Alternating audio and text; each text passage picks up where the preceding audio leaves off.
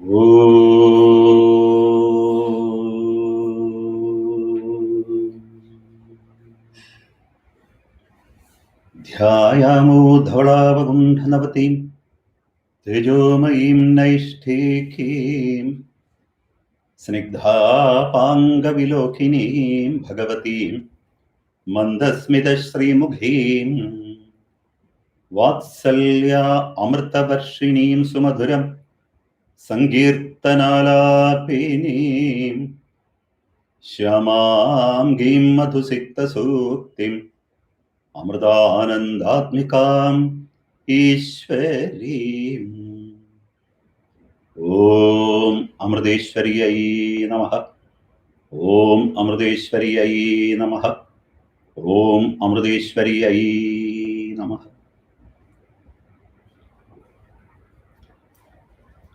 My humble salutations at Amma's lotus feet. My namaskarams, love and greetings to Amma's children from across the world. First of all, let me offer my prayers for the peace and healing of everyone in this world living in fear and anxiety due to COVID-19. Let us also pray for the blessings of Mother Earth, nature, the entire creation, and all the natural forces. Let us pray to Amma, the Supreme Guru, for her infinite grace and compassion. My namaskarams, my salute and salutations to everyone. I'm going to chant a Shanti mantra from the Vedas. I will chant the Sanskrit verse first, followed by the meaning. At this time, please close your eyes and pray to the divine, to Amma, for protection, safety, and for peace. Om Dyauh Shandirandhariksham Shandihi Prithvi Shandirabha Shandiroshadhayah Shandi Vanaspatayah Shandir Vishwodevaha Shandi Brahma Shandi Sarvam Shandihi Shandireva Shandihi Sama Shandiredhi Om Shanti Shanti Shanti. The meaning of this Shanti mantra, the peace mantra, is may peace radiate there in the whole sky as well as everywhere in the vast ethereal space. May peace reign all over this earth, in water and in all herbs, trees, and creepers. May peace flow over the whole universe. May peace be in the Supreme Being, Brahman. And may there always exist in all beings peace, peace, and peace alone. Peace to us and all beings. To begin, I want you to engage in a small task. If you're there with your family, each of you, please turn towards the person sitting next to you. Now, with your own palms joined as though in a prayer, say Om Namah Shivaya to each other. Now, to each other, you say, I greatly value your presence, your love, and your support in my life. Say this to each other. I greatly value your presence, your love, and your support in my life. And now say Namaste or Namaskaram to each other. Okay, good. Humanity is going through a very tough time. It's an extremely scary situation, mainly because we don't see an end to it. We have no idea how it will play out. There is unpredictability about the whole situation. Logic, medicine, and our efforts are important. Equally important is faith. Equally important is love. Equally important is compassion. Allow me to share a relevant story from the great epic Srimad Mahabharata, which I think is suitable to the current context. One of the greatest warriors of that time, Dronacharya, the guru of the entire Pandava and Kaurava brothers, who taught them archery, was killed in the war. Out of rage, his son Ashwatthama sent out an immensely lethal weapon by the name Narayanastra to the Pandava army. It was almost like dropping an atom bomb or using a biological weapon. The weapon disseminated massive destruction among the Pandava army, especially those who were armed and seemed to fight against. At this point, Lord Krishna instructed the entire Pandava army to put down all weapons and lay flat in full prostration with palms joined. He told everyone not even to bring the idea of war in their minds. The moment the entire army did as commanded by Krishna, the Narayana Astra, the lethal weapon, began to calm down. The designated time of the weapon slowly ended. Thus, Krishna saved the Pandava army from total destruction. The story is relevant at this time. People all over the world, when people all over the world are gripped by fear. Battling does not necessarily succeed in all situations. In this context, the present context, the wrath comes from nature, the mightiest and the most powerful, which unfortunately is on the other side. We humans are just small insects in front of Mother Nature. How do we calm her down? Leave everything behind. Work, shopping, partying, protesting, pleasure seeking, and stay still. Remain within your house. Remain focused in your heart as well. Just surrender. Fold your hands. Silently bow down. Gradually, the pandemic will complete its circle and calm down. Then, our focus shifts from COVID to Govind. To COVID, from COVID to Govind, God. Govind is another name of Krishna, of God. So from COVID to Govind. Astrologers, soothsayers, and clairvoyants make various predictions, mostly conflicting, which increase our blood pressure levels. Some say it will gradually start settling down after May 5th or May 4th, while others say it will last until September, October, maybe November. However, all these people, all those who predict, all those who make these predictions are only limited human beings. They can't see what's happening behind the curtains, what the universe's decisions are.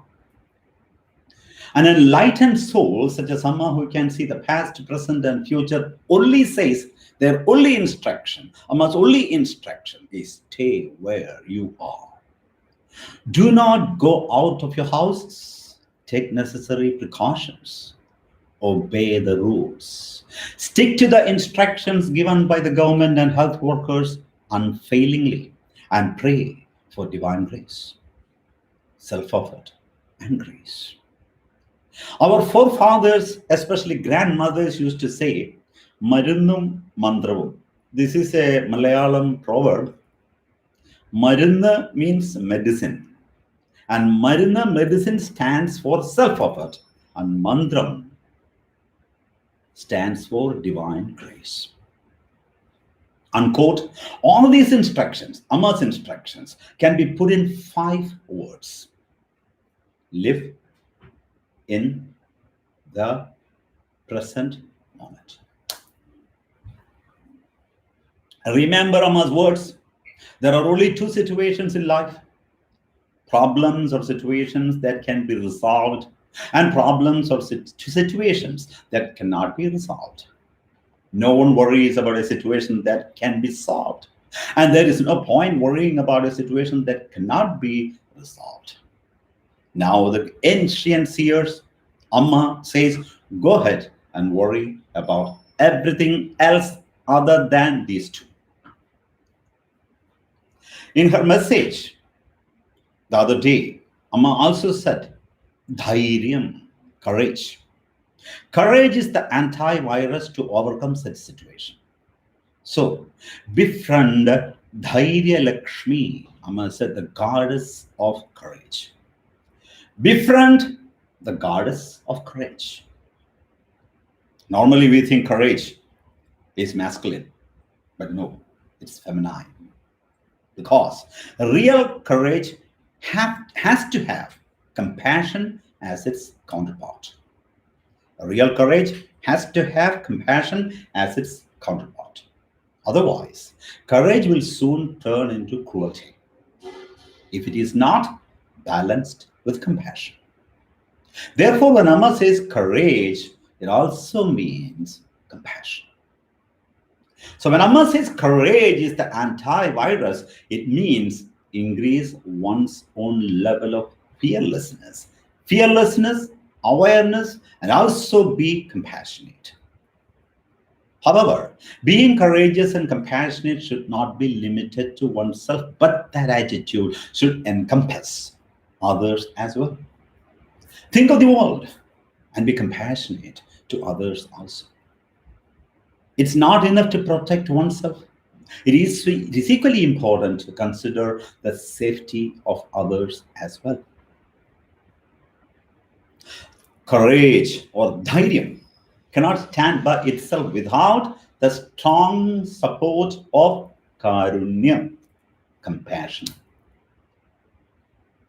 So what Amma says, the message, the sum and substance of the message is we are moving away from our inherent divine qualities. Not only men, but women also. We have always been thinking that whatever nature provides us out of her benevolence was free. No, nothing is free. Everything has a cost. If we are taking fire, air, and water from nature, we must pay back. But we have not been doing our dharma. Not only we were looting nature, but we were also exploiting her, tormenting her, torturing her. God will not punish us. God will not punish anyone. But God's forces will. Natural forces will.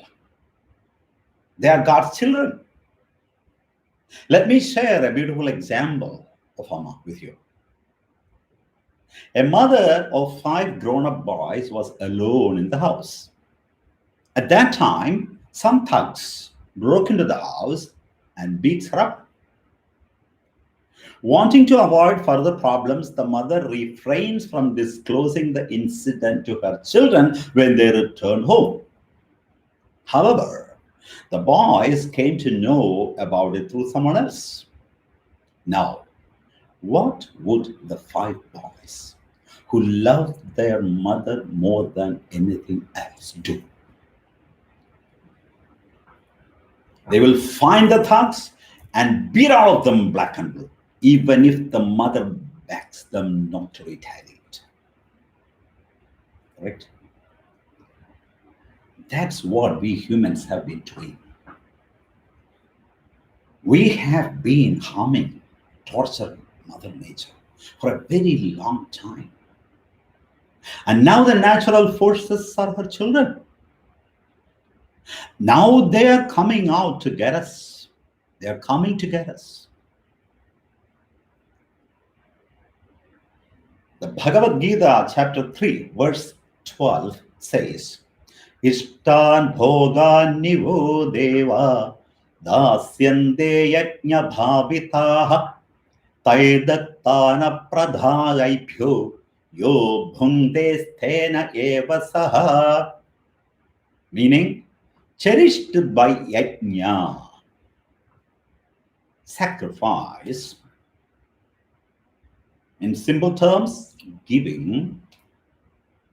The devas, the forces, the natural forces, shall bestow on you the enjoyments you desire.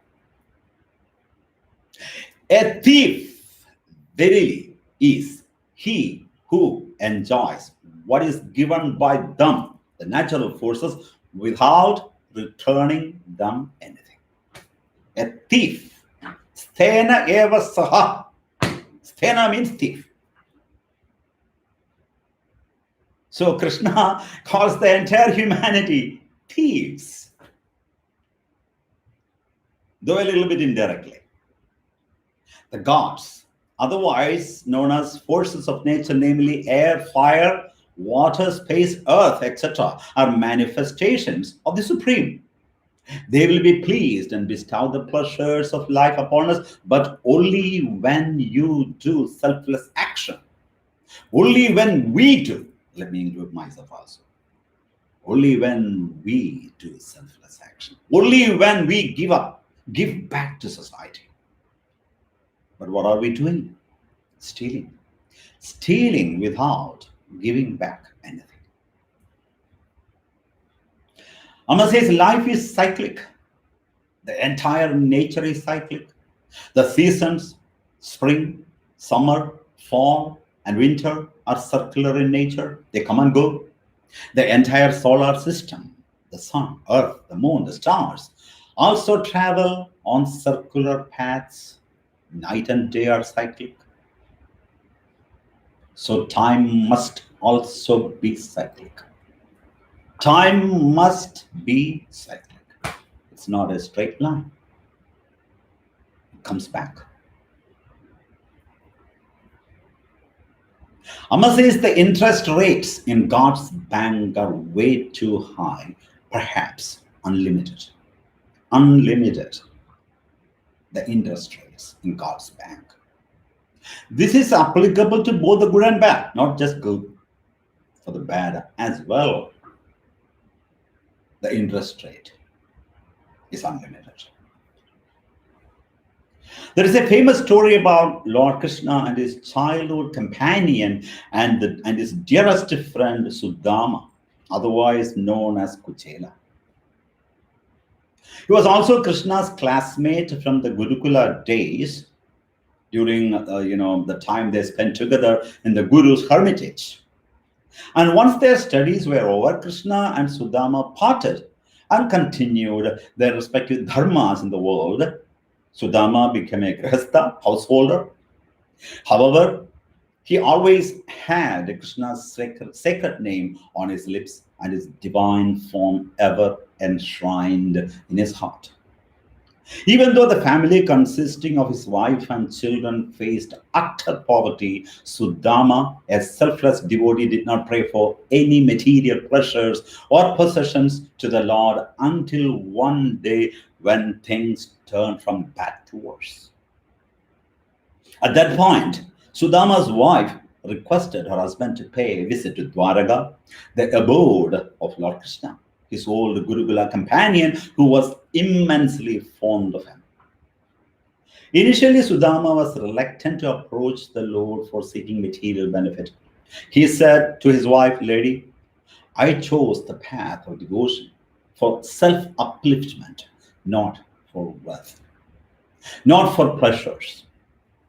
However, eventually, his longing to meet the Lord of the universe gave way to his wife's wish. The barefooted Sudama walked all the way to Dwaraka, Krishna's abode. The moment Krishna heard the news about Sudama's arrival at the gate of Dwaraka, the Lord ran towards him, leaving everything else. He called out, Sudama, Sudama, you have come at last. Krishna screamed in joy, running to the gates. Did you forget me, Sudama? Why did it take so long for you to come to visit me? Have you forgotten your old friend? Normally, it is the devotee who runs to the Lord. But we never see how the Lord runs towards us. Krishna embraced Sudama. The Lord, who always had a beaming smile on his face, even in the battlefield of Kurukshetra, shed tears of joy when he saw his beloved friend Sudama. The Lord will never forget his devotee. Amma will never forget us. As Amma always says, my children, you're all in my heart. And a true devotee will never forget the Lord. This shows just how happy the Lord is to receive us when we go to him, to her. The Lord's joy is contrary to how we think his reaction will be. So Krishna took Sudama into his private chamber, seated him on his bed, and ordered his queens to bring a water bowl and other items. There, he washed Sudama's feet. Now, visualize this in your heart. The Lord of the universe washing the feet of his devotee. Normally, the devotees do Pada Seva or Pada Puja to the Lord, but here, the Lord washes the devotee's feet. I am reminded of Amma's words. Amma has no desires. She doesn't feel pleased about those who perform Pada Puja, those who worship her feet, and displeased about those who don't. In fact, Amma is willing to do Pada Puja. Amma is willing to wash the feet of those who selflessly serve the poor and needy. It gives more joy to Amma when seeing her children cleaning the drainage. That indeed is greater than doing Pada Puja. And we know how Amma showers flowers on everyone and how she bows down, prostrates in front of everyone before a program. We also see how even Amma kisses the feet of a dead body. In Amritaswarupananda, it happens quite often when somebody dies. And before the corpse, the dead body is taken to the cremation ground, Amma kisses the feet of the dead body. And she kisses the feet of every child. Referring to the devotees, reporters ask Amma, do these people worship you? And Amma's answer is no, I worship them. So let us continue Krishna and Sudama's story. So while holding Sudama's feet in his own hands, the Lord noticed thorns that had pricked his feet. There were blood stains on his feet. As Krishna removed the thorns and cleaned Sudama's feet, the Lord began to cry. The pain of the devotee is the pain of the Lord. And such is the Lord's love for his devotees. Such is the purity of his eternal relationship with us. And this is why Amma says, the sorrow of my children is my sorrow, and their happiness is my happiness. I'm like a mirror. We also see Amma crying along with the devotees when they are sad or while they go through certain tragic experiences. She also laughs with us when we are happy. Amma also plays with the children and even grown-ups. Amma's participation in all situations is 100%. Her whole heart, her whole being is there. Great beings are one with the entire creation, so they feel our deep emotions. So now coming back to the story of Krishna and Sudama, After washing Sudama's feet, Krishna offered him new clothes to wear, royal clothes to wear, fed him, spent time with him, reminiscing about the old days in the Gurukula, in the Guru's hermitage. In short, the Lord, along with his queens, served Sudama like servants who serve their master. And this is the greatness of the Lord. Krishna was curious to know whether Sudama brought anything for him. Sudama was embarrassed to disclose the special gift, that is the 4 handfuls of puffed rice that he had brought for Krishna. He tried to hide it, but nothing remains hidden from the Lord of the universe. So Krishna took it out of his hand and opened it. Puffed rice, my favorite, exclaimed Krishna. He ate 1 handful when Rukmini, his holy consort, held his hand and said, "O Vishwambhar," Vishwambhar means foster of the world, "for the prosperity of the entire world, this 1 handful is sufficient." After spending a few days in Dwaraka, Krishna's abode, Sudama returns to his hometown, and just before leaving, Krishna tells Sudama to remove the royal clothes and wear his old torn clothes instead. Everyone, including the queens, were shocked to hear this. It is said that after Sudama left, Krishna locked himself inside his room and started crying. The queens asked him why he was crying, to which Krishna responded, "If Sudama went wearing the royal clothes, people would have had said, 'Look at him. He got so much because the Lord is his friend.' But now, when people see him in the same old tattered clothes, they will realize that all the prosperity he received was only because of his devotion." And this is the amount of care the Lord has for his devotee. Sudama did not ask for anything. In fact, he forgot everything once he was in the Lord's presence. However, the Lord blessed Sudama with all his needs, riches, prosperity, a palace-like house, servants, etc. Now the story has another side to it. What was the reason behind Sudama's poverty? Was God punishing Sudama for some mistake he committed in the past? Now here is the flashback. Sri Krishna, his elder brother Balarama, and Sudama were students together in the Guru's hermitage. And one day they were sent out to forest to collect firewood. The Guru's wife gave a certain quantity of puff rice for the 3 of them to share. And Sudama did not tell Krishna that he had the puff rice with him. Krishna was hungry. But still Sudama did not disclose anything about the food. In his tiredness, Krishna fell asleep in Sudama's lap. In the meantime, Sudama took out the food and began to eat. Then Krishna suddenly asked him, "Brother, are you eating something?"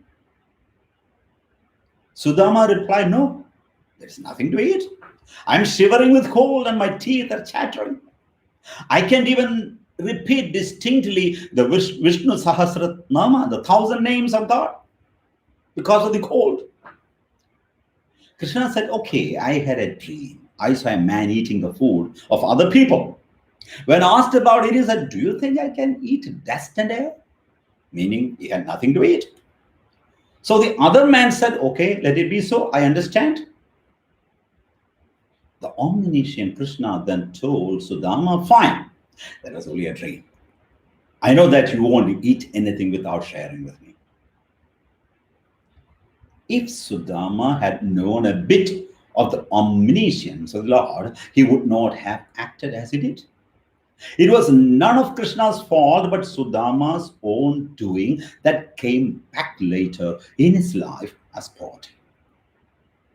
However, when Sudama later offered Krishna a handful of parched rice, puffed rice, earned by his wife with her own labor, Krishna was pleased and gave him a golden city to enjoy.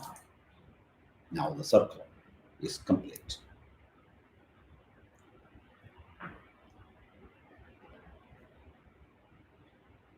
Sudama's puffed rice gift may seem to be too small, but the reward he received for this seemingly insignificant act was immense.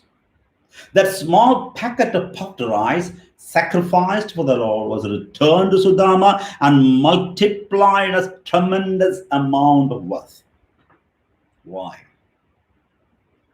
As Amma says, because the rate of interest of the bank of God is infinite. Because the wealth is infinite. God's wealth is infinite. Therefore, the interest rate is infinite. The capital and the interest put together shoots up to unlimited amounts. Now, let us think, introspect, reflect, meditate, and search for the answer for the question: have I been selflessly giving even a small bit back to society? Even one handful of puff rice? This story should be remembered by those who have the habit of eating things alone without including others. The scriptures also emphasize this lesson and asks us to offer things first to God, to the natural forces, and then enjoy them after they are renounced by Him. And then everything becomes prasad, leftover, God's leftover. Everything, all our actions, good and bad, will come back to us 1,000-fold. That's the law, the cyclic law of the universe, which no constitution can amend. Have you heard the story of Billy Ray Harris, a 45-year-old beggar who lived on a street corner in Kansas City? The incident happened on February 26, 2030. I'm not going to share the story with you because we have shortage of time. Do a Google search. Type Billy Ray Harris. It will come up. It's a modern day example for how our selfless actions will immensely be rewarded. From every corner, the message we get is: take part in God's Leela. Because this world is the magic show of the greatest magician, God. Magic is not real, but magician is real. And from which comes Maya? The word Maya, illusion, the magic of God. Take part in God's Leela. Play your role the way God has designed it for you, but remain unattached. This indeed is the fundamental principle of Karma Yoga. When we perform our actions selflessly, without claims, as an instrument in the hands of God, we automatically align ourselves with the law of the universe, with God's will. On the contrary, when our actions are prompted by ego and selfish desires, we, in fact, disassociate ourselves with God's plan, which will result in a painful experience. Who is responsible? We. We will have to pay the price because everything comes with a price. Nothing is free in this universe.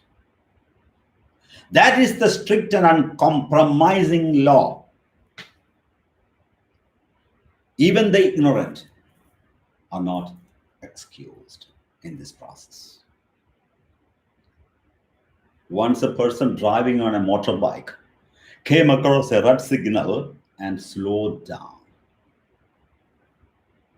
Then he saw a buffalo walking confidently without considering the signal. This must have happened in India, because such scenes are rare.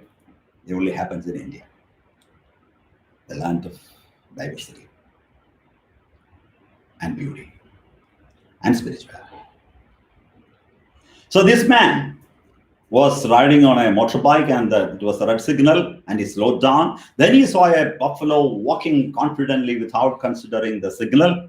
Seeing this, he also started, and immediately the traffic policeman stopped and fined him. He asked the policeman, "You did not find the buffalo. Why me?" The policeman replied, "Because you are a bigger buffalo." The buffalo does not have the intelligence to understand the law, but we human beings do. If we are driving, it is not the government's duty to educate us about the laws of the state. It is our duty to learn the state laws. Similarly, if we are living in this world, taking air, water, sunlight, and food from nature, we need to follow the rules laid down by Mother Nature. So this is not to say that God is a strict disciplinarian, a detector who weighs people's good and bad behaviors, make judgments, and impose punishments. No. God doesn't punish anyone. God only watches all the happenings. He's only a watcher, observer, seer, not a doer. God just sees, oversees. He is the CEO, chief, enlightened overseer of the entire universe. Which means God is the law itself. God is the law itself. God is Dharma itself. The Sarva Sakshi, one who witnesses everything. If you're chanting the 1,000 names of goddess Lalita, the Lalita Sahasranama, the mantra 232,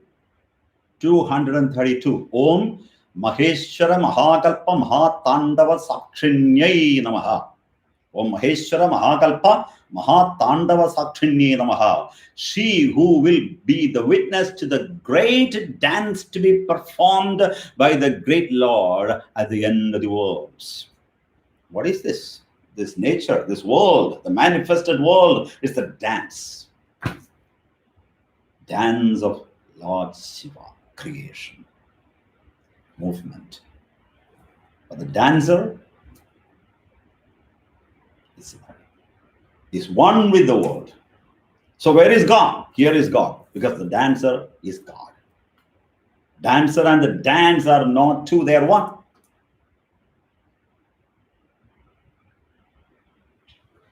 Om Vishwas Akshinyai Namaha, 384. She who is the witness for the universe. Om Mahapralaya Sakshinyai Namaha, 571. She who is the witness of the great deluge. Om Jagrat Swapna Sushuttinam Sakshi Bhukti Namo Namaha. This is the 59th mantra of the 100 names of Goddess Lalita, one who witnesses all three periods of time, which is waking state, dream state, and deep sleep state. In today's world, so God is not the doer. He is not judging us. He is not punishing us. He is the observer, watcher. In today's world, many of us lead a life disconnected from the world around us, from our fellow human beings, even from our own close family members. We don't want to be bothered by their problems. We coil within our small world, enjoying the comfort and feeling unconcerned about others. In fact, this is not the way to face the world. This is not. Amma shows us how to live life. Amma shows us how to face life. Amma shows us how to interact with people. Amma shows us how to love, how to be compassionate, how to be patient, how to share, how to care. So this is not the way to face the world, because any fool can do that the way that we are doing. But we can't remain like that when things turn upside down in our life. This moment, the current state of the world, then we realize that all the so-called problems we had in life were just a storm in a teacup.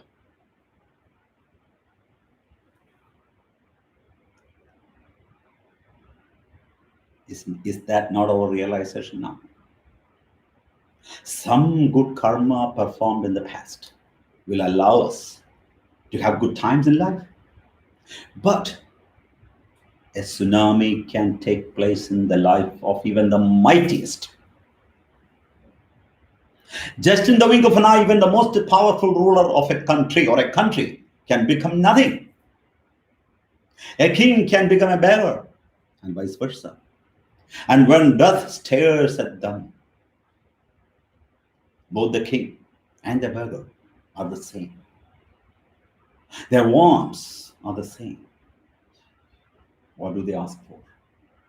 Whether you be a king or a beggar or a poor man, irrespective of nationality, caste, creed, language, position, power, what do you ask for?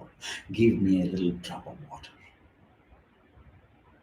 At that point of time, there is absolutely no difference between the king and the beggar, the rich and the poor, the Hindu, Christian, Muslim, Buddhist, and Jew. At that moment, you only see one thing: Kala, time, in the fiercest form, as the destroyer of everything. Kala, Kali, Kali, Kalam, Kali. It's all the same, time. The third chapter of the Bhagavad Gita, verse 14 says, Annat bhavandi bhutani parjanyad anna sambhavaha yajñat bhavadi parjanyo yajña karma samudbhava. All living beings subsist on food, and food is produced by rain. Rain comes from the performance of sacrifice, and sacrifice is produced by the performance of prescribed duties. And what is this sacrifice? It is not making a fire pit and offering ghee and other ingredients into it. It's not only offering money, fruits, and garlands to God. It is a selfless service we offer to the entire creation. And if we don't participate in this circle of giving, in the circle of love, in the circle of compassion, in the circle of sharing and caring, time will catch up with us.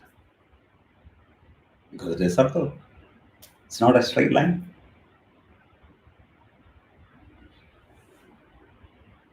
Recently, just before Amma's 66th birthday, a reporter from one of the mainstream Malayalam dailies interviewed her. The reporter asked Amma, you give darshan 7 days a week, 365 days a year. And you travel all over the world and embrace people of all backgrounds.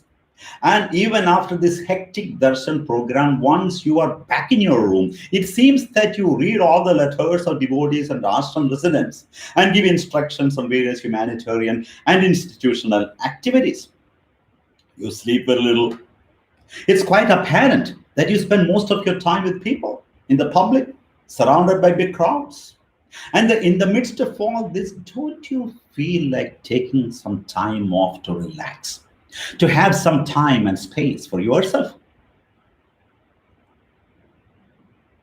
Amma's answer to the question was so spontaneous. She said, "There is no such time as my time and my children's time. It is all my time. There is no such thing as my time and my children's time. It is all my time." I was there, and her words struck me like a thunderbolt. I was stupefied. I could feel the profundity of her words as I gazed at Amma. Krishna's words to Arjuna flashed through my mind. In the 11th chapter of the Bhagavad Gita, Krishna reveals his universal form to Arjuna. The Lord tells the great archer who was overcome with grief and refused to fight, perform his duty. Kalosmi loga chegr pravartho logan samahartumiga pravartaha. Ritevi tvam na bhavishyandi sarve yeva sthitaha pratyanikeshu yodhaha. Means, Arjuna, I am time. I am time, the seasoned annihilator of the worlds, engaged in destroying everything, including these people, even without your effort, even if you don't fight. All those hostile warriors will not exist in the future. And when Krishna says this, it is not the individual Krishna, it is not just the form. It is not Krishna who was born in Dwaraka and brought up in Vrindavan. The Krishna who plays on the divine flute, the cowherd Krishna, the beautiful Krishna with a peacock feather tucked on his hair, on his hair. No, it is the universe. It is the universe speaking. Every grass speaks. Every stone speaks. Every dust particle sends out a message. Every leaf, every animal, everything will have a tongue. The message of the universe. Time. This may seem like a strong, perhaps an unkind statement, doesn't it? I am time, the seasoned annihilator of the worlds, engaged in destroying everything, including these people, even without your effort. All those hostile warriors will not exist in the future. This may seem like a strong, perhaps an unkind statement. I know that. And I can understand that. But truth always sounds a little too harsh for us to accept and understand. That's why we commit all kinds of stupidities, thinking that nothing will happen.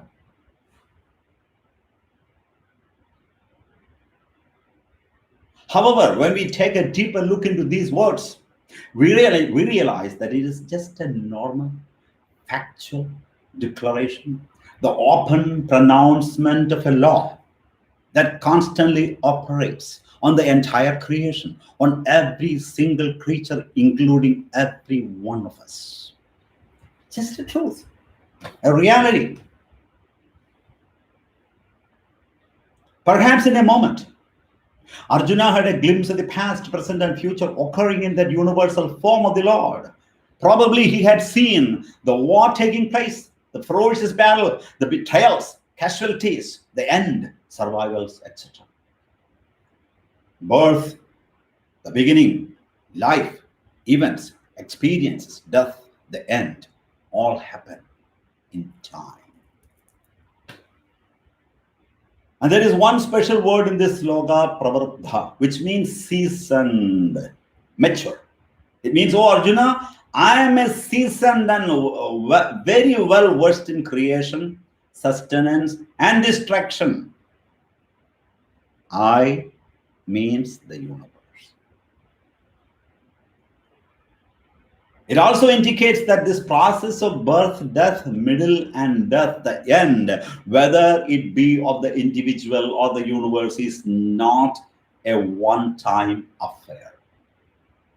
It's a cycle. Cyclic, keeps happening. And that's how the karma theory operates. It becomes functional, unavoidable, inevitable. And it's happening. In our ignorance and our attachment, we think, what will happen if I stop working one day? Here, Krishna gives a great lesson of humility and not to give undue importance to one's own actions. Basically, the Lord tells Arjuna, you think you are the doer. But no, a big no. I run the show. The reins are in the hands of the Supreme Being.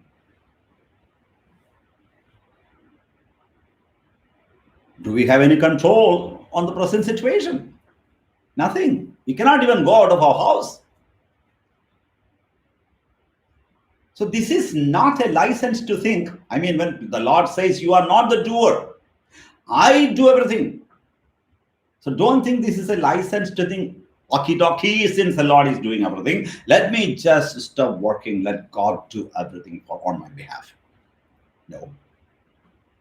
When Krishna tells Arjuna, I am time and I have decided to devour them, because anyway, time is going to snatch everything at some point. It's an act of nature. It's God's own way of balancing the world and its activities.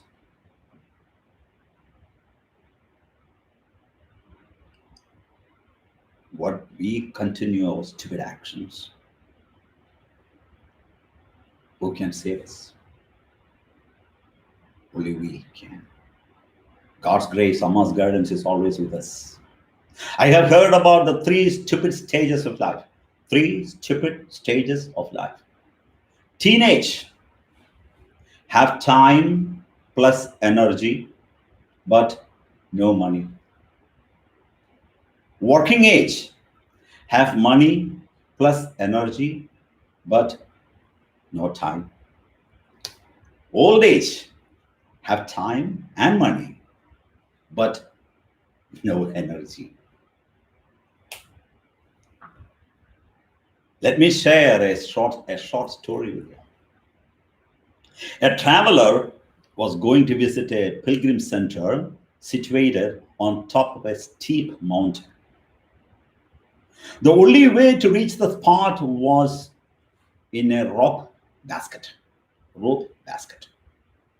The traveler got into the basket, and just as he was about to be taken up the steep cliff wall, he noticed that the rope lifting the basket was tattered and was on the verge of breaking. He asked the monk, how often do you replace the rope? And the monk said, every time it breaks. None of us want to wait for the rope to break so that we can replace it, do we?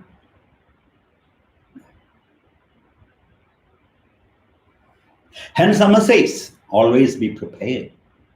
Because our entire life is a constant preparation. Be alert and vigilant like a soldier in the battle line. Let us always remain prepared physically, mentally, emotionally, and intellectually while praying to Amma. So let us all pray. Oh Amma, may your graceful glance help me to welcome all situations of life cheerfully, courageously, and compassionately. May your graceful glance help me to welcome all situations of life cheerfully, courageously, and compassionately. May your graceful glance help me discharge my duties as a loving and selfless seva rather than a chore. May your graceful glance help me not to dwell in the past and the future, but to be in the present moment. May your graceful glance help me to create the much needed change within me rather than focusing on changing others. May your graceful glance help me to always remain content and happy in all circumstances of life.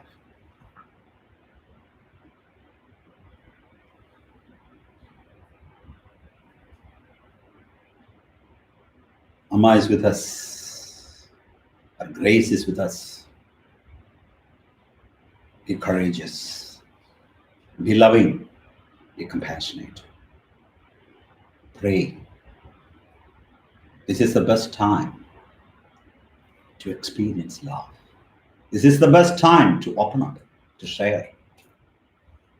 Because here in this moment, we realize we are nothing. Just as Amma's song, nothing is our own. No one is our own.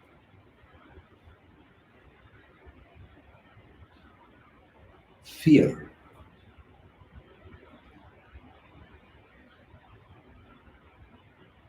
When fear reaches its peak, and if you really contemplate on that, if you really meditate on that fear,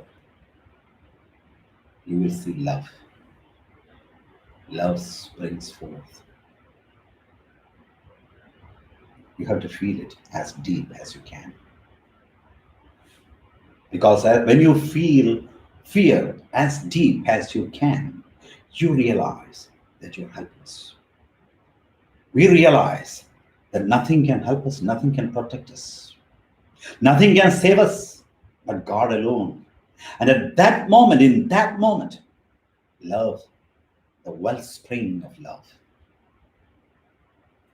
springs forth, opens up.